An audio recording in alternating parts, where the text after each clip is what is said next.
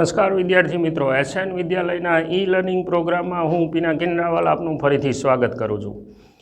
મિત્રો, આપણું જે બેઝિક મેથેમેટિક્સનું આખું સેશન છે, મતલબ કે શરૂઆતના જે ફાઉન્ડેશનના લેક્ચર્સ છે એ અત્યાર સુધીમાં ખૂબ જ સારી રીતે પૂરા થઈ ગયા છે.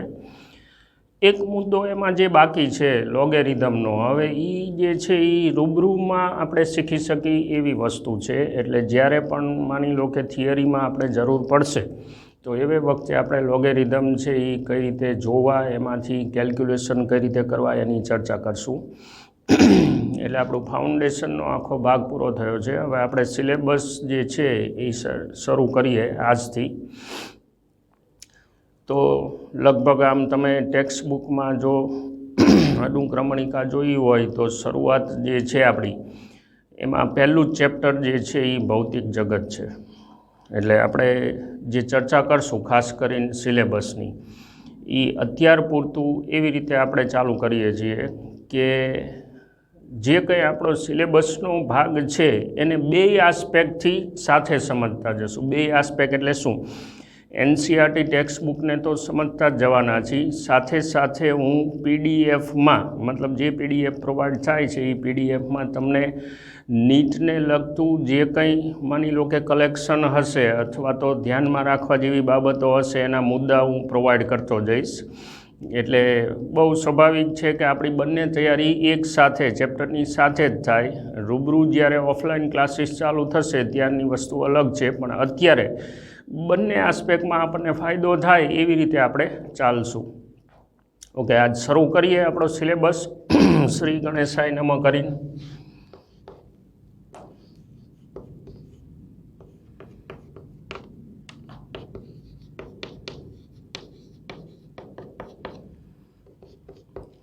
ઓકે, હવે આમ જે આખો આપણો અભ્યાસક્રમ છે એને યુનિટ વાઇઝ આપણે વહેંચી દઈએ છીએ. એટલે આપણા ટેક્સ્ટ બુકના ચેપ્ટર છે એની સિરિયલ તો આવશે જ, પણ નીટમાં જે સિલેબસ યુનિટ વાઇઝ ડિવાઈડ કરેલો છે એ પ્રમાણે આપણે થોડુંક ચાલશું.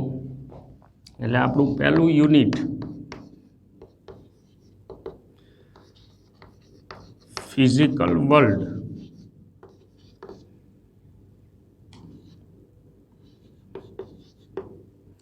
એન્ડ મેઝરમેન્ટ્સ છે.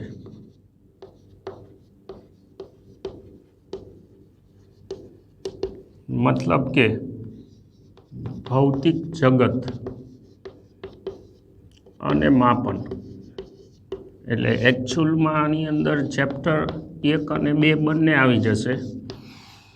એટલે આપણું યુનિટ 1 છે એમાં બંને ચેપ્ટર છે એ ભેગા આવશે. હવે તમારું કામ શું? આપણા જે અહીંયા લેક્ચર્સ ચાલુ રહે એ લેક્ચર્સ પત્યા પછી તમારે ટેક્સ્ટ બુક એક વખત વાંચતા જવાની. હા, એવું બનશે અંદર. મેં આને ઓર્ગેનાઇઝ કરેલું છે, મતલબ કે નીટના અને JEEના સિલેબસને ધ્યાનમાં રાખી અને યુનિટ વાઇઝ એને ઓર્ગેનાઇઝ કરેલું છે. પણ તમારું કામ શું છે તો કે જે ટૉપિક પૂરા થાય, કદાચ એવું બને કે આડાઅવળા હશે, પણ ચેપ્ટરની અંદર એનસીઆરટીમાં આપેલા બધા જ ટૉપિક કવરઅપ થઈ જશે. આડાઅવળા એટલે કે અમુક લિંક છે એ મહત્ત્વની હોય કે ભાઈ આ ટૉપિક પછી આ ટૉપિક તમે સમજો તો તમને વધારે સરળતા રહે. એટલે એ રીતે મેં એને ઓર્ગેનાઇઝ કરેલા છે. ટેક્સ્ટ બુકનો ક્રમ કદાચ આડોઅવળો હોય, પણ મેં કીધું એમ કે કમ્પ્લેટ તો આખું થઈ જ જવાનું છે. એટલે આ વસ્તુ આપણે ખાસ ધ્યાનમાં રાખશું કે ટેક્સ્ટ બુક રિફર કરશું. બીજું, ટેક્સ્ટ બુક વાંચતી વખતે તમને ક્યાંય પણ કોઈ વસ્તુ ન સમજાય તો અત્યાર પૂરતું મહેરબાની કરી અને એને ડાઉટ જે તમારા જે કંઈ કલેક્ટ થાય છે એ બધા તમે નોંધ કરીને રાખશો એક નોટમાં. એને સોલ્વ કરવાની વ્યવસ્થા આપણે કરશું જ. પણ ખાસ એક સૂચના કે ભાઈ ટેક્સ્ટ બુકનો એક પણ શબ્દ ન સમજાય એવી વસ્તુ બાકી ન રહેવી જોઈએ. આ આપણે ધ્યાન રાખશું બધા જ. ઓકે, પહેલું યુનિટ જે છે ફિઝિકલ વર્લ્ડ અને મેઝરમેન્ટ, એમાં મેઝરમેન્ટ ખાસ કરીને બીજા ચેપ્ટરમાં આપેલા છે. અને પહેલું ચેપ્ટર તમારું જે છે ભૌતિક જગત, એ ભૌતિક વિજ્ઞાન એકચ્યુઅલમાં છે શું એની ચર્ચા કરેલી છે. હવે અંદર ઘણી બધી ડિટેલ આપેલી છે, જે ફક્ત એમ કહેવાય ને કે ભૌતિક વિજ્ઞાન છે એ કઈ કઈ જગ્યાએ ઉપયોગી છે, એમાં શું આવે એને લગતી ચર્ચા છે. એટલે એક આપણે વિહંગાવલોકન કરી લઈ કે એકચ્યુઅલમાં એ ચેપ્ટરમાં કહેવા શું માગે છે, કારણ કે એમાં કોઈ કન્સેપ્ચ્યુઅલ બાબતો કે સિદ્ધાંતો આપણે ખાસ કરીને નથી ભણવાના, પણ જે ભૌતિક વિજ્ઞાન છે એ વ્યવહારમાં કઈ જગ્યાએ ઉપયોગી છે એની ચર્ચા છે. સ્વાભાવિક છે મિત્રો, આપણને અત્યારે પ્રશ્ન થાય કે ભાઈ મુહૂર્તમાં આપણે આ શું કામ વાત કરી છે. તમે જોજો, માનવીય પ્રવૃત્તિ કોઈ પણ હોય તો એ દરેક પ્રવૃત્તિમાં વિજ્ઞાન જે છે ને એ ક્યાંક ને ક્યાંક સંકળાયેલું જ છે. એક પણ માનવીય પ્રવૃત્તિ એવી નથી કે જેમાં વિજ્ઞાનનું યોગદાન ન હોય. એટલે સીધી વસ્તુ છે કે આપણું જે સાયન્સ છે, વિજ્ઞાન, આમ જોવા જાવ તો એવું કહી શકાય કે આપણે અત્યારે વિજ્ઞાન જગતમાં જીવી રહ્યા છીએ. તમે આ તમારી આસપાસ નજર દોડાવો તો ટીવીથી માંડીને કોમ્પ્યુટર છે, એસી છે, તમારા ભૌતિક સગવડના સુખ સગવડના સાધનો છે, ઇન્ટરનેટ છે, પછી એવી જ રીતે તમે સેટેલાઇટ્સ, કૃત્રિમ ઉપગ્રહોની ચર્ચા કરો કે બીજે કોઈ પણ ટેકનોલોજીને લગતી કોઈ પણ બાબત આવે, આ બધી જ વિજ્ઞાનની દેન છે. એટલે એ પોતે શું છે એની થોડીક ચર્ચા કરવી, એને માન આપવું જરૂરી છે. વિજ્ઞાનનો અર્થ થાય છે વિશિષ્ટ જ્ઞાન. મૂળભૂત રીતે આ સંસ્કૃત શબ્દ છે, અને સાયન્સ શબ્દ છે ને એ ગ્રીક ક્રિયાપદ છે, સાયન્સિયા, એના ઉપરથી એનો મતલબ થાય છે ટુ નો. સાયન્સિયા એનો મતલબ થાય છે ટુ નો, મતલબ જાણવું. મનુષ્ય જ્યારથી સમજણો થયો ને ત્યારે પોતાના અસ્તિત્વ વિશે, બ્રહ્માંડ વિશે ક્યુરિયસ છે. મતલબ એને જાણવાની ઉત્સુકતા છે કે ભાઈ મારું અસ્તિત્વ ક્યાંથી આવેલું છે, બ્રહ્માંડનું અસ્તિત્વ કેવી રીતે છે, આ બધી ઘટનાઓ કઈ રીતે બને છે, એની ઉત્સુકતામાંથી આ જ્ઞાન આખું જન્મેલું છે, વિશિષ્ટ જ્ઞાન, વિજ્ઞાન, જેનો ફાયદો આપણને ટેકનોલોજીના સ્વરૂપમાં થયેલો છે. હવે ખાસ કરીને આમ જોવા જાઓ તો એક હજુ શબ્દ છે, અરેબિક શબ્દ છે ઇલ્મ. આનો અર્થ પણ એવું થાય છે ટુ નો. હવે જે વિજ્ઞાન છે એ એકચ્યુઅલમાં તમારી આસપાસ બનતી ઘટનાઓનો પદ્ધતિસરનો અભ્યાસ છે, તાર્કિક પદ્ધતિસરનો અભ્યાસ, અને એમાંથી મળેલી માહિતી જે છે એ ટેકનોલોજીના વિકાસમાં ઉપયોગી થાય છે. પણ હવે આ જ્ઞાન એટલું બધું વિશાળ બની ગયું છે, એટલું બધું વિશાળ છે કે જેને શાખાઓમાં વિભાજિત કરવું જરૂરી બની ગયું છે. એટલે બે મુખ્ય ભાગ પાડી દીધા છે આપણે વિજ્ઞાનના. એક છે ફિઝિકલ સાયન્સીસ,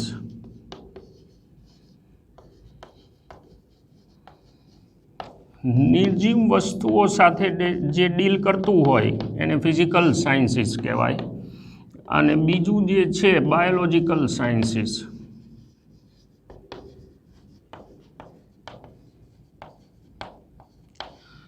સજીવ વસ્તુઓ સાથે જે ડીલ કરતું હોય એ બાયોલોજિકલ સાયન્સીસ છે. ફિઝિકલ સાયન્સની અંદર મોટાભાગના વિજ્ઞાન આપણા જે છે લાઈક ફિઝિક્સ છે, કેમેસ્ટ્રી છે, જિયોગ્રાફી છે, જીઓલોજી છે, એસ્ટ્રોલોજી છે, એસ્ટ્રોનોમી છે, આ બધા જ સાયન્સ છે એ આમાં આવે છે ફિઝિકલ સાયન્સીસમાં.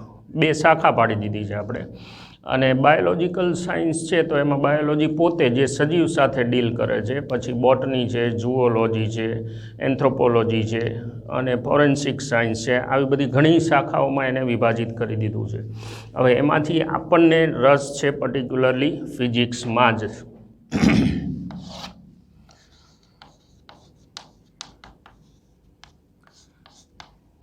ફિઝિક્સ, દેટ ઇઝ ભૌતિક વિજ્ઞાન.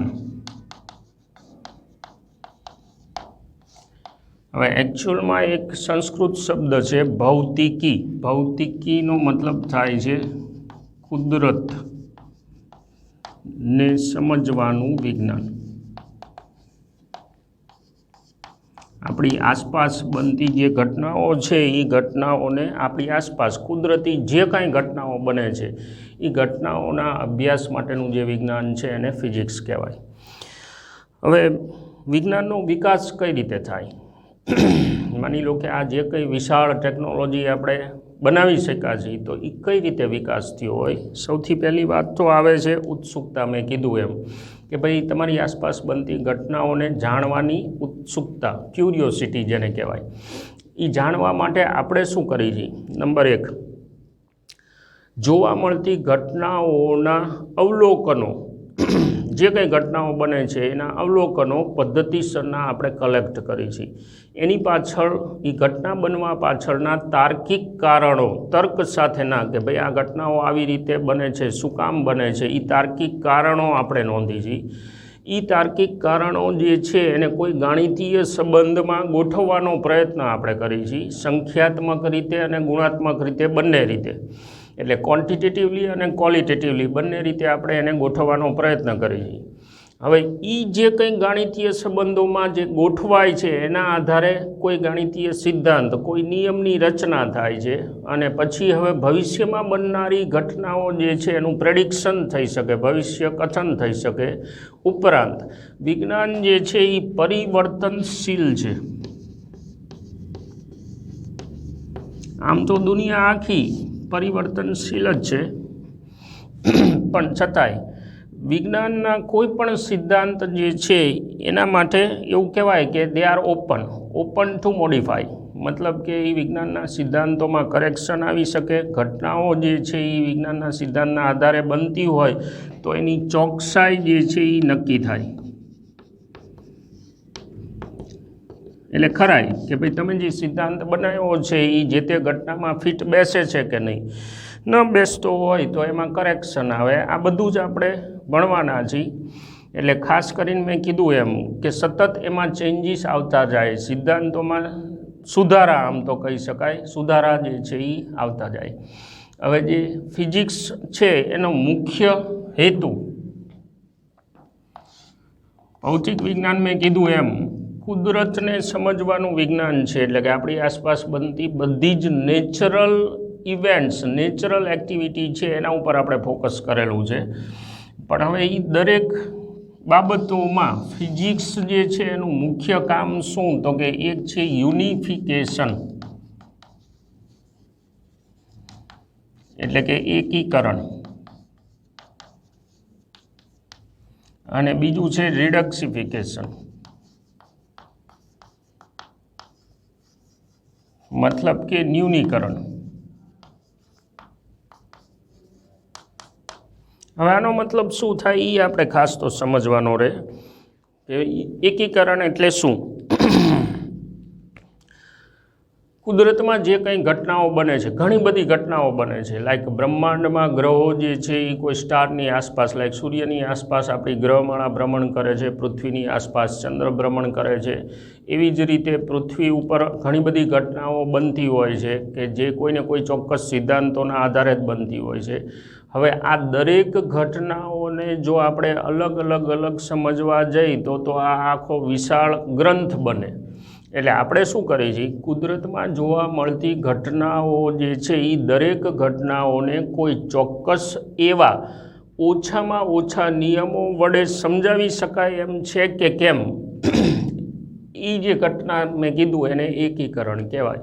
એટલે કે યુનિફિકેશન. જુદી જુદી ઘટનાઓ એકબીજા સાથે સંકળાયેલી હોય તો કોઈ એક ચોક્કસ નિયમના આધારે જ એ બને છે કે કેમ એની ચકાસણી આપણે કરતા હોય, દેટ ઇઝ યુનિફિકેશન.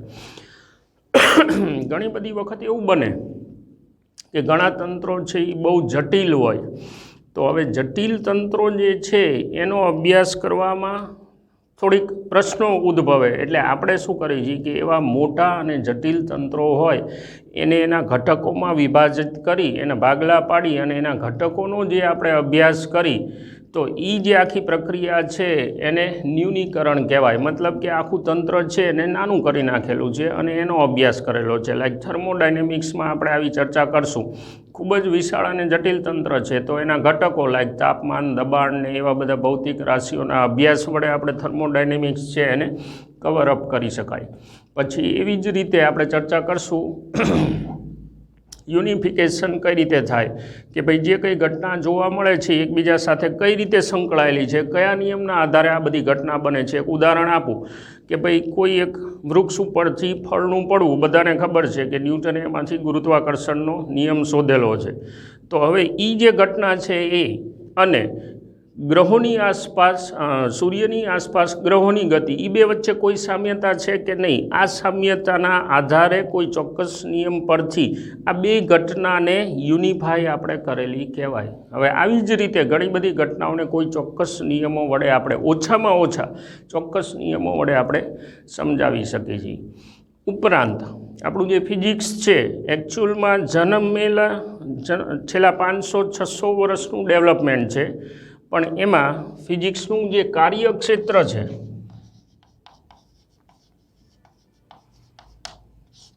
અથવા તો એક્સાઇટેશન, મતલબ કે એમાં તમને શું જાણવા મળે છે, તમારી ઉત્સુકતાનું રિઝલ્ટ શું મળે છે, તો એ મુખ્યત્વે કાર્યક્ષેત્ર જે છે એ બે ભાગમાં આપણે વહેંચી લીધું છે. એક મેક્રોસ્કોપિક એટલે કે સ્થૂળ અને બીજું માઇક્રોસ્કોપિક મતલબ કે સૂક્ષ્મ. હવે મેક્રોસ્કોપિક એટલે શું? માની લો કે ભૂલોકીય મતલબ કે પૃથ્વી ઉપર બનતી અથવા તો એટલે કે ટેરેસ્ટ્રિયલ અથવા તો અવકાશીય ખગોળીય ઘટનાઓ જે છે કે જે દેખીતી ઘટનાઓ છે એ બધાનો જે અભ્યાસ છે, દેખીતી ઘટનાઓનો અભ્યાસ, એને મેક્રોસ્કોપિક સ્ટડી કહેવાય. દેખીતી ઘટનાઓ કે જે આપણે નરી આંખે નિહાળી શકીએ, એ પછી પૃથ્વી ઉપર બનતી હોય તોય ભલે અને બ્રહ્માંડમાં બનતી હોય તોય ભલે, તો આ બધી ઘટનાઓનો અભ્યાસ જે શાખામાં થાય એ મેક્રોસ્કોપિક કાર્યક્ષેત્ર થયું, જેની અંદર મોસ્ટલી મિકેનિક્સ આવે, પછી થર્મોડાયનેમિક્સ આવે. આ બધી ભૌતિક વિજ્ઞાનની શાખા છે. થર્મોડાયનેમિક્સ, પછી ઇલેક્ટ્રોડાયનેમિક્સ, વિદ્યુતીય બાબતો, વિદ્યુતીય અને ચુંબકીય બાબતો ઇલેક્ટ્રોડાયનેમિક્સ, ઓપ્ટિક્સ આવે, પ્રકાશને લગતી બાબતો, એમાં પછી પ્રકાશીય ઉપકરણોની ચર્ચા પણ આવી જાય. આ બધું મેક્રોસ્કોપિક સ્ટડીમાં આવે છે. મિકેનિક્સ છે એ ભૌતિક વિજ્ઞાનની મોટામાં મોટી શાખા છે, જેનો મુખ્યત્વે અભ્યાસ આપણે 11મા ધોરણમાં મોટા ભાગે આપણે મિકેનિક્સ સૌથી વધુ ભણવાના છીએ.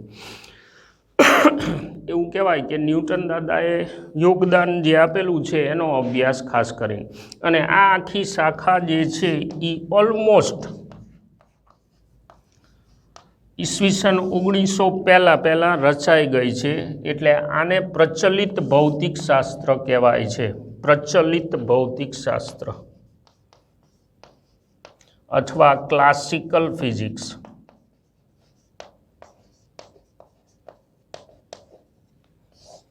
એટલે કે જૂનું વિજ્ઞાન. પછી આજે 1900 પહેલાંનો સમય છે, લાઈક 1875થી 1900 સુધીનો, એવે વખતે આપણને અમુક ઘટનાઓ એવી જાણવા મળેલી છે કે જેને મેક્રોસ્કોપિક સિદ્ધાંતો જે કંઈ આપણે ભણેલા છીએ એના આધારે સમજાવી નથી શકાતી. એટલે એક નવી જ શાખાનો જન્મ થયો, જેને મોડર્ન ફિઝિક્સ કહેવાય.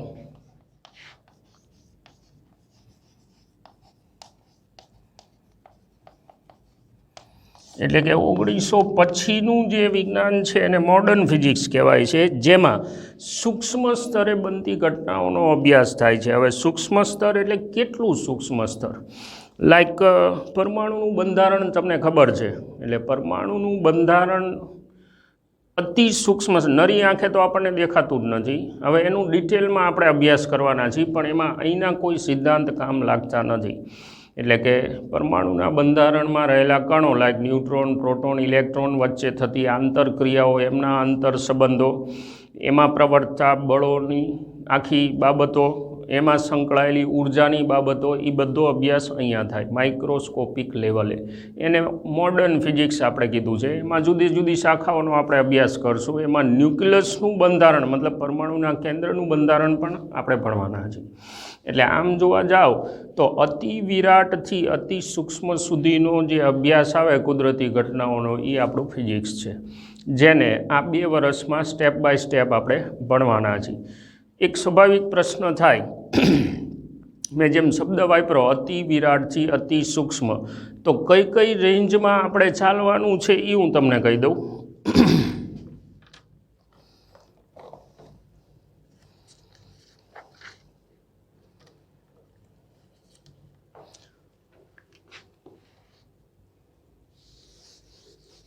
માનો કે ભૌતિક વિજ્ઞાન છે તો એને સમજવા માટે અમુક પાયાની ભૌતિક રાશિઓની જરૂર પડશે। એમાં ખાસ કરીને વારે ઘડીએ આપણે પનારા પડવાના છે 3 મુખ્ય રાશિના। એક છે લંબાઈ, બીજું છે દળ અને ત્રીજું છે સમય। આ 3ની આપણે વારે ઘડીએ જરૂર પડવાની છે। એટલે હવે આ 3 રાશિઓ જે છે એમાં લંબાઈનો વિસ્તાર ખાલી આપણે સમજીએ। લંબાઈનો વિસ્તાર એટલે કે માપક્રમ તો અતિ સૂક્ષ્મ એવી સાઇઝ પરમાણુના કેન્દ્રની એટલે ન્યુક્લિયર સ્તરે અથવા તો ન્યુક્લિયસ લેવલે તમે જાઓ તો 10⁻14 મીટરથી 10⁻26 દેખીતા બ્રહ્માંડનો વિસ્તાર।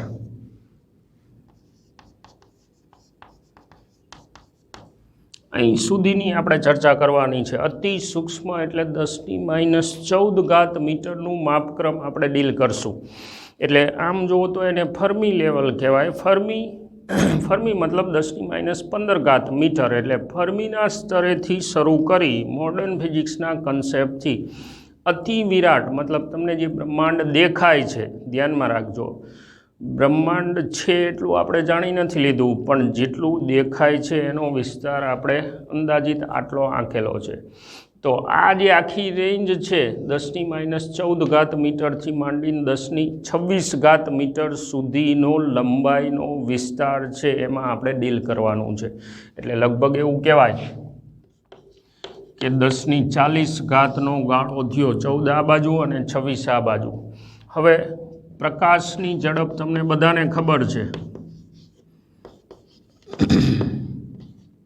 સામાન્ય રીતે એનો સંકેત c છે, 3 × 10⁸ મીટર પ્રતિ સેકન્ડ થાય। એક આપણે વ્યાખ્યા યાદ કરી, જૂની વ્યાખ્યા નાના ધોરણની, ઝડપ બરાબર અંતર છેદમાં સમય। તો સમયનો ગાળો જોતો હોય મારે તો લંબાઈનો જે ગાળો છે એને હું આ ઝડપથી ભાગી નાખું। એટલે માનો કે લંબાઈનો ગાળો છે -14 મીટર, એને ખાલી આપણે 10ની ઘાત જ જો ધ્યાનમાં લઈ તો ઝડપથી ભાગી નાખું એટલે આ થાય 10⁻22 સેકન્ડ। સમયનો ગાળો ત્યાંથી શરૂ કરી અને 10⁻26 ને 10⁸ થી ભાગી નાખું એટલે આ થઈ જાય 10⁻18 સેકન્ડ। આ સમયનું માપક્રમ થયું। આ જે છે એ લંબાઈનું માપક્રમ થયું, મતલબ કે આ રેન્જમાં આપણે ટચ કરવાનું છે। એવી જ રીતે સમયના આટલા ગાળાનો અભ્યાસ કરવાનો છે। એવી જ રીતે દળ, તો અતિ સૂક્ષ્મ એવો કણ ઇલેક્ટ્રોન છે એનું દળ છે એ 10⁻30 કિલોગ્રામના ક્રમમાં, એકચ્યુઅલ દળ છે 9.1 × 10⁻31, પણ આપણે રફલી -30 કિલોગ્રામનો માપક્રમ લઈ તો ત્યાંથી શરૂ કરી અને બ્રહ્માંડનું ટોટલ દળ તમે કાઢો તો લગભગ 10⁻55 kg સુધી થાય। તમને એમ થાય કે આ કોણે માપેલું છે? માપવા કોઈ નથી ગયું પહેલાં, ત્રાજવા લઈને કે દોયડા લઈને કોઈ માપવા નથી ગયું, પણ આપણી પાસે જે વિજ્ઞાનની સૈદ્ધાંતિક બાબતો છે, નિયમો છે, એના આધારે આ બધા એસ્ટિમેટ કાઢેલા છે આપણે, અને કઈ રીતે એ નીકળે એ જ આપણે ભણવાનું છે। અને એટલે જ ફિઝિક્સ જે છે એ એક જ વિજ્ઞાન એવું છે કે જે તમને કુદરતમાં જોવા મળતી દરેક ઘટનાઓનો તાર્કિક કારણ આપે। મતલબ કે આ શું કામ થાય છે એનો જવાબ તમને ફિઝિક્સ આપી શકે। અત્યારે આપણે અહીંયા અલ્પવિરામ કરીએ। વિડીયો તમે જોતા જ રહો છો, PDF છે એને રિફર કરજો, અને હવેથી ખાસ પ્લસ ટેક્સ્ટબુકને રિફર કરજો, એટલે આખા તમારા જે આ મુદ્દા છે થિયરીના મુદ્દા એ ક્લિયર થાય। કન્સેપ્ટ ક્લિયર થવા સૌથી મહત્ત્વની બાબત છે, આ ખાસ આપણે ધ્યાનમાં રાખશું। અને મેં પહેલાં કીધું એમ કાંઈ પણ તમને ડાઉટ ડિફિકલ્ટી લાગે તો એને નોંધીને રાખશો। જ્યારે પણ કુદરતની ઈચ્છા, જ્યારે પણ અનુકૂળતા થાય ત્યારે આપણે એ બધા જ ડાઉટને સોલ્વ કરવાના છે। વિડીયો મેં કીધું એમ જોતા રહેજો, મિસ ન કરતા। અત્યારે હું રજા લઉં। Thank you.